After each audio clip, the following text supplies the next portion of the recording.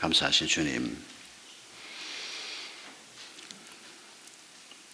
지난 한 해 동안 열심히 달려온 끝에 이제 한 해를 마감하고 새해를 맞는 시점에 섰습니다. 어떤 가치를 위해서 열심히 달려왔는지를 다시 한번 점검하며 또 2016년 한 해 동안에는 어떤 것을 위해서 저희가 달려가야 할지 사도 요한의 복음서 첫 부분을 통해서 저희가 주님이 주시는 말씀을 함께 생각하려고 합니다.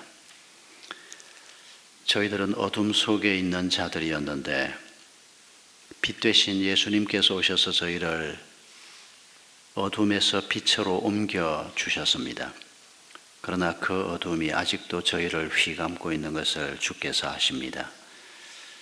주님의 이름을 부르며 믿음의 길을 걸어가지만은 저희들은 여전히 분별력이 없고 무엇이 가장 옳은 것인지를, 무엇이 가장 가치 있는 것인지를 놓칠 때가 많습니다.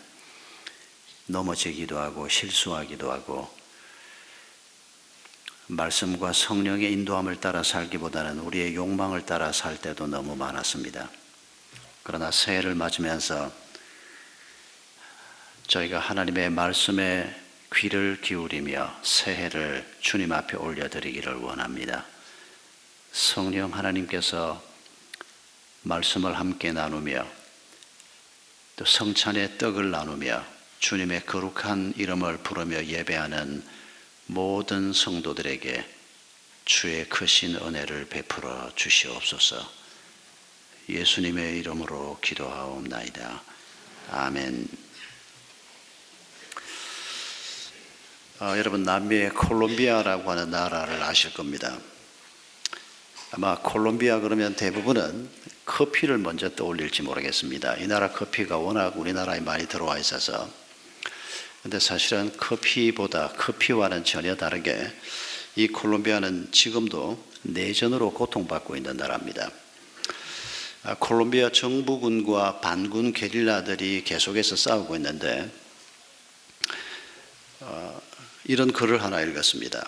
콜롬비아 정부가 반군 게릴라들을 대상으로 선전전을 벌이던 중에 이 게릴라 부대원들의 이탈이 가장 많은 때가 크리스마스를 전후한 때라는 것을 알게 됐습니다. 그래서 정부가 한 광고 회사에 의뢰를 해서 밀림 속에다가 아주 근사한 크리스마스 트리를 만들었다는 겁니다.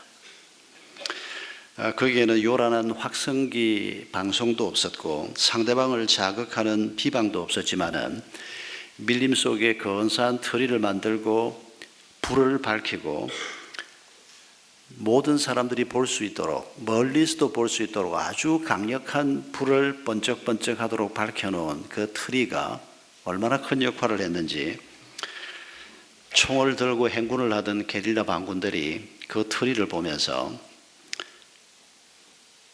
정말 크리스마스에는 집에 가고 싶다, 집에 있고 싶다, 이런 마음들이 막 솟구치면서 굉장히 많은 게릴라들이, 어느 해보다 더 많은 게릴라들이 집으로 돌아가 버렸다는 것입니다. 이 크리스마스 선전전을 정부로부터 의뢰 받아서 트리를 만들었던 광고회사의 사장이 호세 미구엘 소콜로프라고 하는 사람인데 이 사람이 한 말이 아주 인상적입니다. 이 사람이 이렇게 말하고 있습니다. 모든 사람들은 아름다움을 구한다는 것입니다. 이 사람이 말하는 아름다움은 그 사람들의 가장 기본적인 욕망을 건드리고 그 욕망을 자극하는 어떤 것이라는 겁니다. 조금 거리가 있는 표현이긴 하지만 그걸 이 사장님은 아름다움이라고 표현합니다. 그 사람들 마음속에 그 가족이라든지 집, 사랑, 이런 아주 기본적인 욕망을 건드리는 것, 그게 아름다움이라는 겁니다. 그 정의에는 좀 동의가 되지 않습니다만은 그러나 무슨 얘기를 하는지는 알 수 있을 것 같습니다. 사람들이 전쟁을 하고 있지만은 그 마음속에 아주 중요한 가치로 생각하고 있는 가족이라든지 가족에 대한 사랑이라든지 가정이라든지 이런 것들을 갈구하는 그 마음 자체가 아름다움인데, 전쟁을 하고 있는 이 사람들도 아름다움을 추구하면서 집으로 돌아가기도 하고 여전히 전투를 하고 있는 사람들도 있습니다. 우리는 총칼을 들고 지난 한 해 동안 전쟁을 하지는 않았습니다만은, 그러나 우리도 아주 치열한 전투를 한 해 동안 분명히 했었습니다. 그리고 우리 나름대로는 뭔가 가치 있는 것을 위해서 한 해를 살려고 애를 썼던 것도 사실입니다. 그러나 한 해를 마감하면서 정말 우리가 얻으려고 했던, 지난 한 해 동안 실험했던 그게 정말 무엇인가, 그 생각을 우리가 말씀을 통해서 다시 한번 점검해 볼 수 있기를 바랍니다. 정말 우리가 가장 소중한 가치라고 생각하는 사랑이나 가족이나 이 중요한 것들이 정말 가치 있게, 가치 있는 것이 되게 하는 아름다운 것들, 그게 도대체 무엇일까요? 혹시 우리가 지난 한 해 동안 돈만 좀 많이 벌면 그런 가치 있는 것들을 잘 누릴 수 있다고 생각하고 열심히 뛰진 않았습니까? 그래서 돈을 좀 벌어도 별로 그 가치 있는 것들이 내 소유가 되고 내 것이 되는 성과를 얻지 못해서 혹시 한 해를 마감하면서 우리 마음이 좀 허전하진 않습니까? 돈도 별로 벌지도 못하고 그 가치도 별로 얻지 못해서 마음이 더 휑하십니까? 지난 한 해는 또 그렇다고 하더라도 이제 2016년 한 해는 어떻게 살면 될까요? 시사주간지 시사저널이라고 하는 잡지에서 이번 금년 마지막 호를 내면서 이 잡지는 뭐라고 얘기를 하고 있는 거 하니까 2016년은 난세가 될 가능성이 굉장히 많다는 것입니다. 아주 자신 있게 글을 써놓은 걸 봤습니다. 여러 가지 정황 설명을 합니다만은, 내년 한 해는, 2016년 한 해는 어쩌면 IMF 같은 일을 우리가 또 겪게 될지도 모르고, 그런 일이 없기를 바라지만은 우리 모두에게 굉장히 힘든 때가 될 것이라는 것입니다. 그 예측이 빗나가기를 바랍니다만은, 여러분 2016년 한 해를 우리가 어떻게 살고 한 해를 어떻게 마감할 것인가 하는 것을 사도 요한, 예수님의 12제자 중에 가장 어린 제자였던 예수님의 이종사촌 동생으로 알려져 있는 사도 요한의 요한복음을 통해서 우리가 한번 이 말씀을 잠깐 생각해 보려고 합니다. 사도 요한은 요한복음을 기록하면서 20장 31절에서 자신이 예수님의 전기인 요한복음을 기록하는 목적을 설명하고 있습니다. 그게 뭔가 하니까, 우리가 예수께서 하나님의 아들이심을 믿게 하고 또 그 이름을 힘입어 생명을 얻게 하려 합니다. 또 요한복음 10장에서는 그 생명이 풍성하게 하려 합니다. 이런 중요한 표현들을 하고 있습니다. 생명을 얻고 그 생명이 아주 풍성한 생명이 되게 한다. 이건 우리에게 아주 중요한 말씀이라고 생각합니다. 어떻게 하면 이런 삶을 얻을 수 있을까?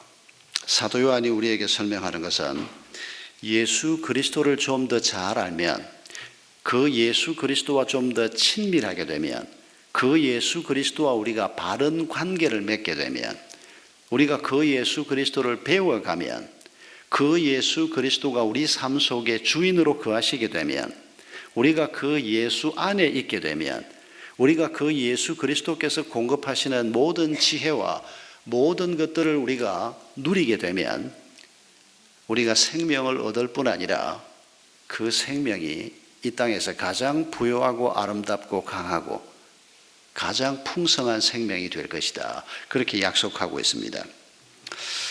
예수 그리스도에 관한 소개를 하고 있는 첫 부분의 몇 말씀만 우리가 먼저 좀 생각해 보려고 합니다. 마태복음, 마가복음, 누가복음은 예수님의 전기를 기록하면서 인간이 어떻게 메시아가 될 수 있었는가에 초점을 맞춰서 기록하고 있습니다. 그런데 요한복음은 시작부터 태초에 말씀이 계시니라라고 시작하면서 하나님이 어떻게 인간이 되셨나를 설명하려고 하는 책입니다. 관점 자체가 아주 다릅니다. 그리고 이런 설명을 하면서 요한복음을 앞으로 여러분 한 2달 동안 우리가 계속 큐티를 하게 될 텐데 두 가지를 우리가 기억해야 합니다. 이 설명은 전부 여러분이 새로 사신 그 큐티 책 앞부분에 나오는 것 중에 제가 일부를 설명하는 겁니다만은 요한복음은 구약에서 말씀하고 있는 하나님의 나라를 다시 한번 설명하고 있습니다. 그리고 특별히 이 요한복음이 사도 요한이 에베소에서 마지막 사역을 하다가 돌아가셨는데 구약에서 설명한 하나님의 나라, 구약에서 예언했던 그 메시아이신 예수 그리스도가 하나님이신 그분이 인간으로 이 땅에 오셨는데 이 설명을 맨 먼저 들었던 요한복음의 제 첫 독자들이 누군가 하니까 에베소에 살고 있는 사람들, 그리고 그들 중에서 지식인들입니다. 이 지식인들, 헬라 철학에 상당한 지식이 있는 사람들, 이런 사람들을 염두에 두고 글이 시작되고 있는 것을 우리가 알 수가 있습니다. 태초에 말씀이 계시니라. 창세기 1장 1절하고 아주 흡사합니다. 창세기를 계속해서 떠올리게 하는 문구들이나 표현들이 요한복음에 굉장히 많이 나옵니다. 요한복음은 물질 세계가 하나님의 세계나 영적인 세계하고는 동떨어져 있는, 하나님의 세계가 따로 있고 물질 세계가 따로 있고 이 둘은 소통이 있을 수가 없는 이런 동떨어진 세계라고 하는 그 당시 사람들이 가지고 있던 생각과는 달리 구약이 설명하는 것처럼 우리가 물질 세계에 살고 있지만 하나님이 계시고 그 하나님의 통치가 이 물질 세계 속에, 우리가 살고 있는 이 세계 속에 임한다라고 하는 구약의 가르침을 그대로 새로운 표현으로 요한복음에서 반복하고 있다는 것입니다. 그러면서 여기 태초라고 하는 표현이 구약 성경에 있는 표현이기도 하지만 이 아르케라고 하는 표현은 그 당시 그리스 자연 철학에서 아주 자주 다루고 있는 화두였습니다. 물론 사도 요한이 그 철학에서 얘기하는 개념을 따라가고 있는 건 아닙니다. 전혀 다른 구약에서부터 이끌어내는 하나님의 진리를 얘기하지만은 태초라는 얘기를 시작할 때 이 헬라 철학에 식견이 좀 있는 사람들은 그 우리도 좀 들어본 얘기인데 라고 생각할 수 있는 단어로 시작하고 있다는 것입니다. 그리고 예수 그리스도를 말씀 로고스라고 설명을 합니다. 이 로고스라고 하는 단어도 이 헬라 철학에 익숙한 사람들에게는 아주 익숙한 단어입니다. 헬라 사람들은 신의 세계가 따로 있고 인간의 세계가 따로 있는데 이 두 세계는 겹칠 수 없고 소통될 수 없는데, 그러나 이 두 세계 중간에서 역할을 하는 로고스라고 하는 것이 있다, 이런 설명을 합니다. 로고스라고 하는 것에 대한 구체적인 설명은 전부 생략하겠습니다만은, 그러니까 신의 세계와 사람의 세계에서 뭔가 역할을 하는 로고스라고 하는 추상적인 개념, 그게 헬라 지식인들이 가지고 있는 로고스에 대한 생각인데, 내가 지금 너희에게 소개하려고 하는 예수 그리스도가 로고스다, 이렇게 설명을 시작한다는 겁니다. 여기까지는 잊어버려도 괜찮습니다. 중요한 얘기는 뭔가 하니까, 지금 사도 요한이 성령의 감동을 받으면서 예수 그리스도 얘기를 시작하는데, 눈앞에 있는 사람들이 헬라 철학의 영향을 받고 그 시대의 사고방식의 영향을 받은 이방인들입니다. 에베소에 살고 있는 사람들에게, 그리고 또 에베소가 아니더라도 그 이외 지역에 살고 있는 많은 사람들에게 어떻게 하면 이 사람들이 좀 알아들을 수 있도록 이 얘기를 할 것인가 고심하고 있는 모습을 우리가 기억하자는 것입니다. 여러분, 이 얘기가 왜 중요할까요? 예수님께서 하늘 꼭대기에 앉아가지고 내가 너희를 구원하려고 한다, 하나님이 계신다, 하늘 꼭대기에서 우리에게 말씀하신 분이 아니고, 저 멀리에서 우리에게 전보를 보내신 분이 아니고, 저 멀리에서 책을 한 권 달랑 써서 우리에게 너희들이 이 책을 읽고 열심히 공부를 하면 뭘 좀 알게 될 것이다, 그렇게 말씀하신 분이 아니고, 하나님이신 그분이 우리하고 똑같이 생긴 사람의 몸을 입고 우리가 살고 있는 이 시공간 속으로 들어오신 분이라는 것입니다. 여러분, 이걸 우리가 인카네이션이라고 얘기하지 않습니까? 성육신이라고 얘기합니다. 그분이 떠나신 이후에 말씀을 주셨는데, 이 말씀이 그냥 철학자들이나 서로 나눌 수 있는 얘기, 학자들이나 주고받을 수 있는 얘기, 설교자들이나 주고받을 수 있는 이런 얘기를 우리에게 주신 것이 아니고, 사람들이 알아들을 수 있는 얘기, 어떻게 해서든지 이 사람들 마음을 열고 이 말씀이 들어갈 수 있도록 하려고 하는 이런 노력을 우리가 이 요한복음 첫머리에서 볼 수 있다는 것입니다. 그러면서도 하나님이 어떤 분인가를 정확하게, 놀랍게, 깊이 있게 설명하고 있다는 것입니다. 여러분, 예수 그리스도가 누구십니까? 태초부터 계셨던 분입니다. 태초가 도대체 언제입니까? 알 수가 없습니다. 우리는 1000년 전, 2000년 전, 3000년 전 이런 식으로 시간을 계산합니다마는, 우리가 최근에 알게 된 게 뭡니까? 시간도 창조됐다는 것입니다. 이건 정말 놀라운 발견입니다. 지구를 벗어나면 우리가 지금 계수하고 있는 이 시간 자체가 아예 없어진다는 것입니다. 여러분, 이걸 우리가 안 지가 얼마 되지 않습니다. 우주 공간으로 가면 전혀 다른 시간이 존재하고, 어쩌면 아예 시간이라고 하는 것이 없는 곳도 있을 수 있을 것입니다. 시간도 우리 하나님이 창조하신 것이라고 성경이 말씀하고 있습니다. 시간을 창조하신 분이라고 하면 시간에 얽매이지도 않고 시간에 속하지도 않고 시간을 벗어나서 아예 시간이라는 것이 재지지도 않는 맨 처음, 처음이란 말 자체도 시간이라는 개념을 포함하고 있는 말이어서 적합한 표현이 아닙니다. 아무튼 맨 처음부터 계셨던 그분, 예수 그리스도를 이렇게 설명을 합니다. 그리고 그분이 하나님과 함께 계셨고 그분이 바로 하나님이다.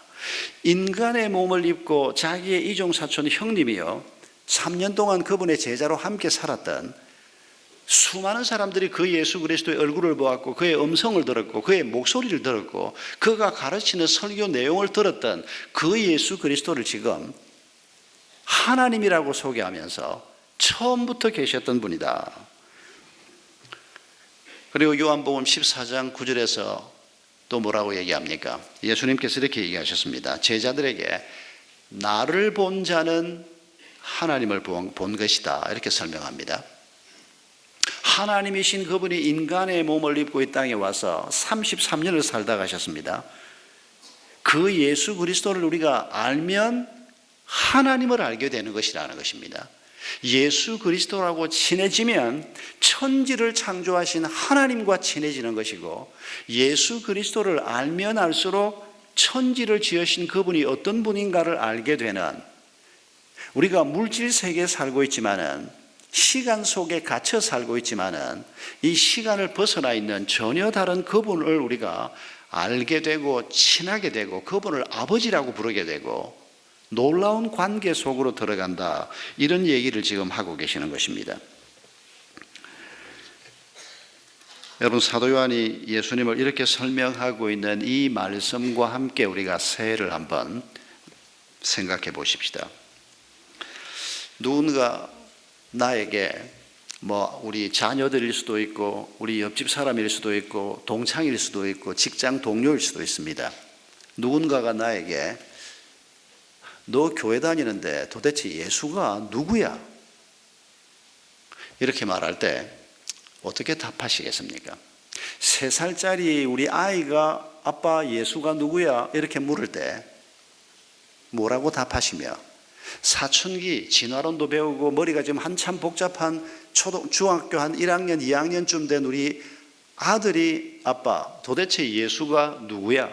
그렇게 물을 때 우리는 뭐라고 답할 수 있으며, 교회라고는 한번 가보지 않고 가끔씩 비아냥거리는 소리를 하는 직장 동료가 아니 당신이 그렇게 열심히 다니는 교회에서 얘기하는 예수가 도대체 누구야? 그렇게 말할 때 우리는 예수를 누구라고 설명할 수 있을까요? 그건 뭐 목자나 뭐 하고 장로 권사쯤 되면 모를까? 내가 뭐 그런 고민해야 되나? 먹고 사는 것도 힘든데. 여러분, 우리가 이런 식으로 생각하면 우리는 정말 가치 있는 것이 무엇인지를 놓치고 사는 것입니다.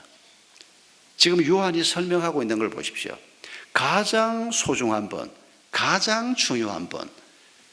여러분, 인류 역사 속에서 하나님이신 그분이 인간의 몸을 입고 이 땅에 오신 분이 예수 그리스도라고 얘기하지 않습니까? 이분 속에 생명이 있다고 얘기하지 않습니까? 이분을 우리가 알면 우리의 그 생명이 아주 풍성한 생명이 될 수 있다고 말씀하지 않습니까? 이분을 벗어나면 결국 생명도 없고, 이분을 알지 못하면 우리가 얻고자 하는 중요한 가치도 얻을 수 없다는 것입니다. 그런데 그 예수 그리스도가 누군지를 몰라서 내 아이한테도 설명을 할 수가 없고, 예수 그리스도가 누군지를 몰라서 나하고 가까운 친구한테도 설명할 수 없는 사람이다. 여러분, 우리의 삶이 어떤 자리에 있을지 우리가 짐작할 수 있지 않겠습니까? 여러분, 새해에는 지금 요한이 시도하고 있는 것처럼 예수 그리스도가 누구신가를 좀 더 잘 설명할 수 있는 그리스도인으로 한 해를 사시기를 바랍니다. 3살짜리 아이에게는 3살짜리 아이가 이해할 수 있는 언어로 예수님을 설명할 수 있는 아빠가 되기를 바랍니다.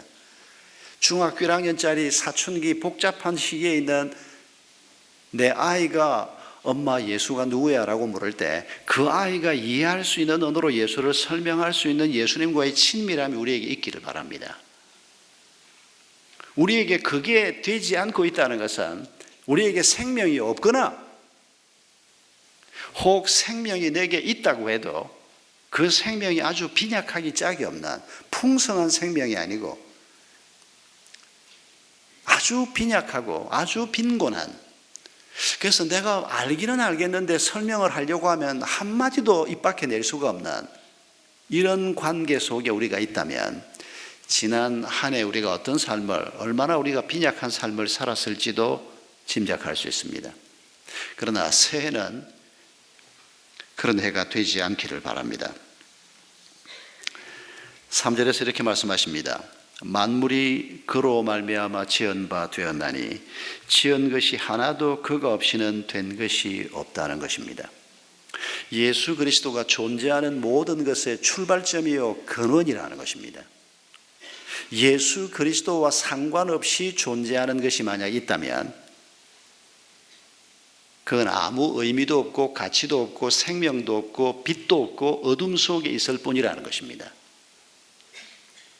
예수 그리스도를 빼놓으면 아무것도 남는 게 있을 수 없다는 것입니다. 예수 그리스도가 우리에게 있으면 모든 것이 우리에게 있는 것이나 마찬가지인 그분이 바로 예수 그리스도라고 지금 표현하고 있는 것입니다. 그런데 이런 예수 그리스도가 왔는데 빛이신 그분이 어둠을 비추는데도 어둠이 이 빛을 깨닫지 못했다고 안타까워하면서 3절을 기록하고 있습니다. 여러분, 지난 한 해 동안 예수 그리스도가 우리 삶 속에 거하시면서 우리에게 빛을 비추기를 원하시고, 아니 빛을 비추셨습니다. 원하시는 것이 아니라 우리에게 빛을 비추셨습니다. 그런데 우리가 그 빛을 받아서 내 빛이 되게 하지 못하고 계속 어둠 속에 거하면서 그 빛이 빛 역할을 하지 못하도록 우리가 지난 한 해를 살지 않았는가 점검해 보셔야 한다는 것입니다. 우리 마음속에 돈만 좀 더 있으면 문제가 해결된다고 생각을 하고, 몸만 조금 더 건강하면 모든 문제가 해결된다고 생각을 하고, 성진만 하면 모든 문제가 해결된다고 생각하고, 여러분, 우리가 혹시 예수를 빼놓고 혹은 예수님을 생각했더라도 예수님이라고 하는 분이 이렇게 중요한 분이라는 생각은 우리가 놓쳐버리고 그저 내 삶 속에 들어와 있는 조그만한 분 한 분,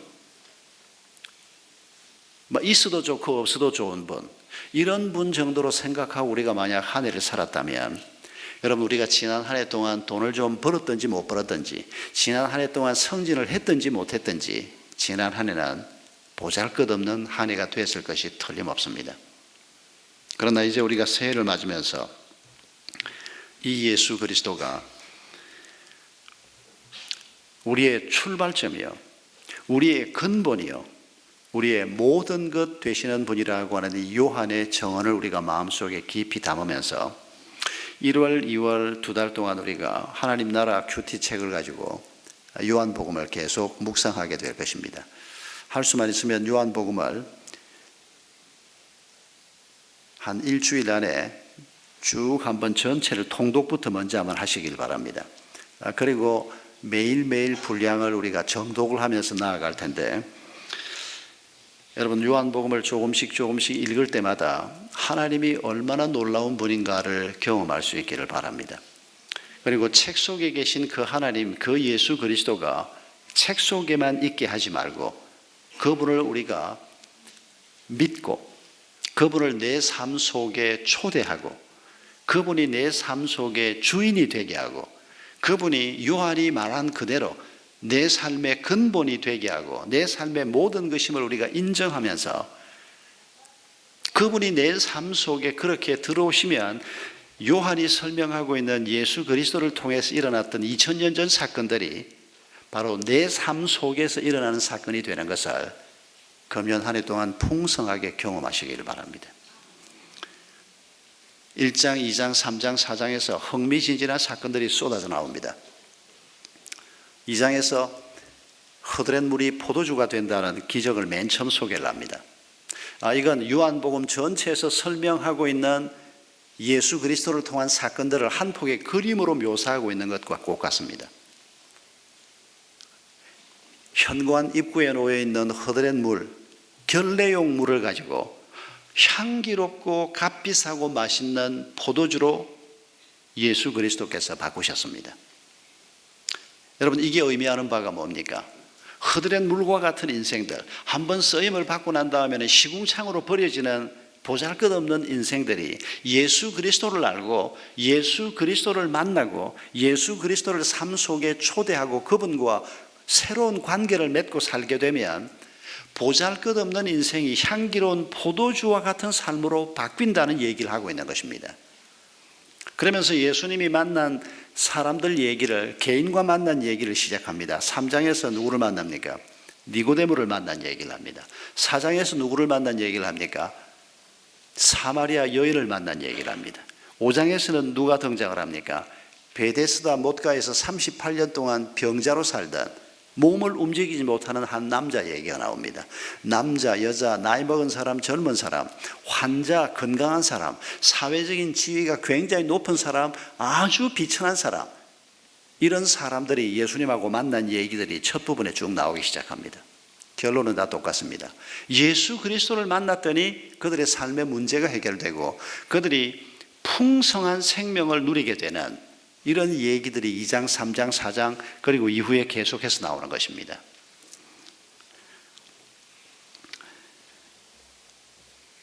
(6, 7, 8절에는) 바로 이 예수 그리스도에 관해서 증언하러 온 요한에 관한, 세례 요한에 관한 얘기를 하고 있습니다.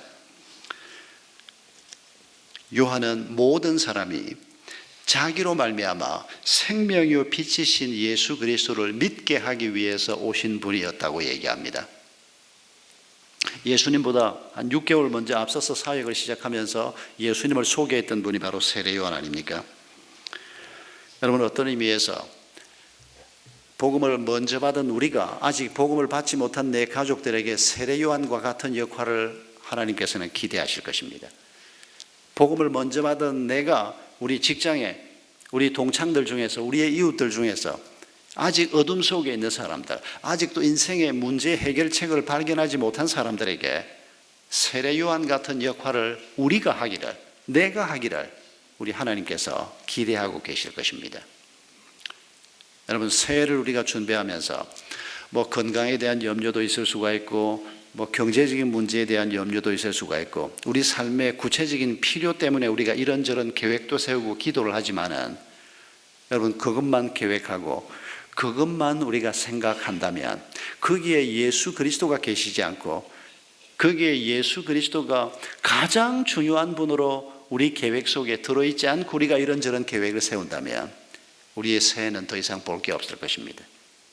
반드시 근본 되시는 예수 그리스도, 그게 사업의 문제건 건강의 문제건 돈의 문제건 어떤 문제건 간에 모든 문제의 근원이 되시는 예수 그리스도, 모든 것의 출발점이 되시는 예수 그리스도, 모든 것들 속에서 가장 가치 있는 예수 그리스도, 이분이 내가 지금 염려하는 내 건강 문제, 내가 지금 고민하고 있는 내 재정 문제, 내가 지금 생각하고 있는 내 사업 문제에서 이 예수 그리스도가 어떤 분이시며 어느 자리에 계셔야 하는가, 이 고민과 함께 우리 삶의 구체적인 문제도 함께 하나님 앞에 기도하는 한 해가 되기를 바랍니다.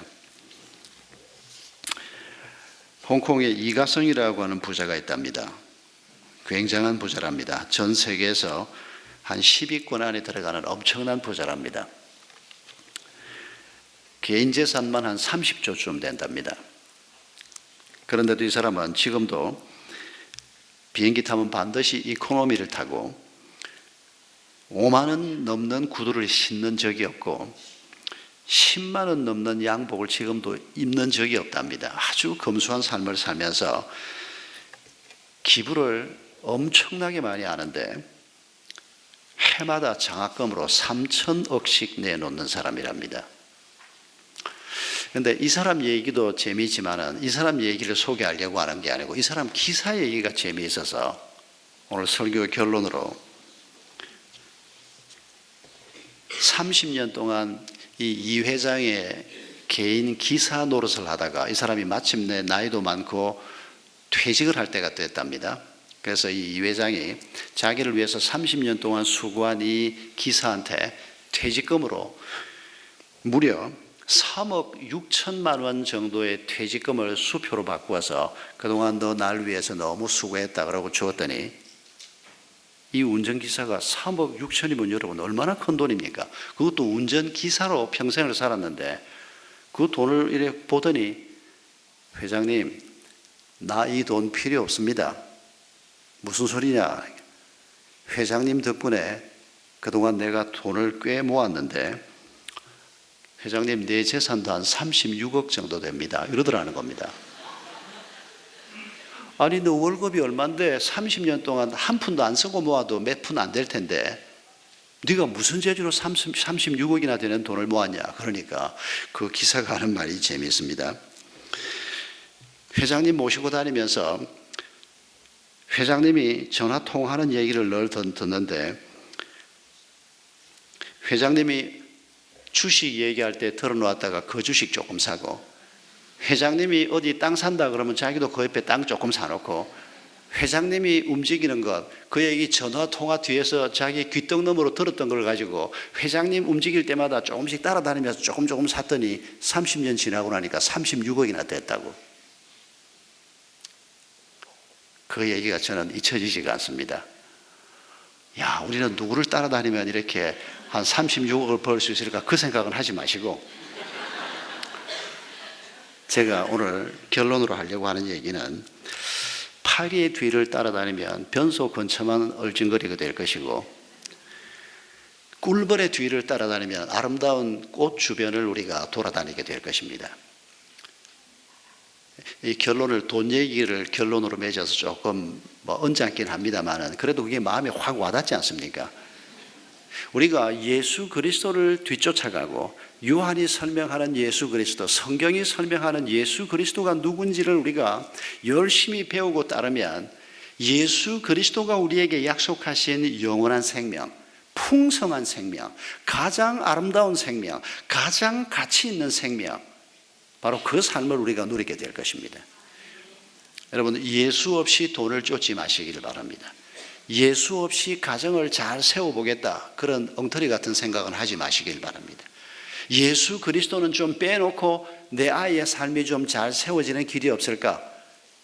설마 그런 분이 이 자리에 계실 거라고 생각하지는 않습니다만은 그래도 우리가 가끔씩 그런 실수를 합니다. 언제 그런 실수를 하는 거 하니까 애가 고3이 됐다든지 애가 중3이 됐다든지 이럴 때는 깜빡 우리가 잊어먹습니다. 여러분, 금년 한 해 동안에 열심히 한번 예수님을 따라가 보십시다. 실수하면 다시 일어서서 또 한번 따라가 보십시다. 그 예수님을 우리가 열심히 따라가면 예수님께서 약속하신 그 풍성한 생명, 영원한 생명, 가장 아름다운 생명이 우리의 것이 될 것입니다. 그리고 하나님께서는 바로 이런 삶을 살 수 있도록 우리 가운데 성령을 허락하셨습니다. 우리가 그 예수 그리스도가 이런 분이라는 것을 깨닫고 그분을 우리 마음속에 받아들일 때 그분의 영이 우리 가운데 거하신다고 말씀하십니다. 이 성령께서 우리를 깨닫게 하시고 우리에게 지혜를 주시고 책망하시고 이 성령께서 우리의 삶을 세밀히 인도하실 것입니다. 성령님과 친숙해지는 한 해가 되기를 바랍니다. 우리가 성찬식을 하는 이유도 다른 이유가 아닙니다.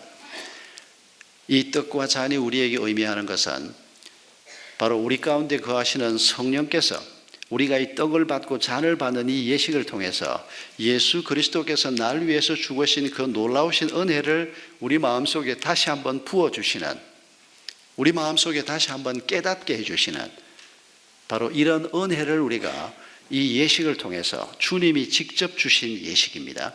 이 예식을 통해서 우리가 다시 한번 기대하면서 행하는 것입니다. 그래서 성찬식을 눈에 보이는 설교라고 표현하는 분도 있습니다. 떡과 잔밖에 없지만은 우리 주님이 약속하신 약속이 이 속에 담겨 있습니다. 떡을 받을 때 날 위해서 살 찢으신 예수 그리스도를 기억하고 포도잔을 받을 때 날 위해서 피 흘리신 예수 그리스도의 사랑을 기억하면서 바로 이분의 사랑으로 우리가 이 한 해를 살아가고 거룩하신 성령님의 인도하심으로 우리가 이 한 해를 살아갈 수 있다는 이런 기대와 믿음을 가지고 새해를 맞을 수 있기를 바랍니다.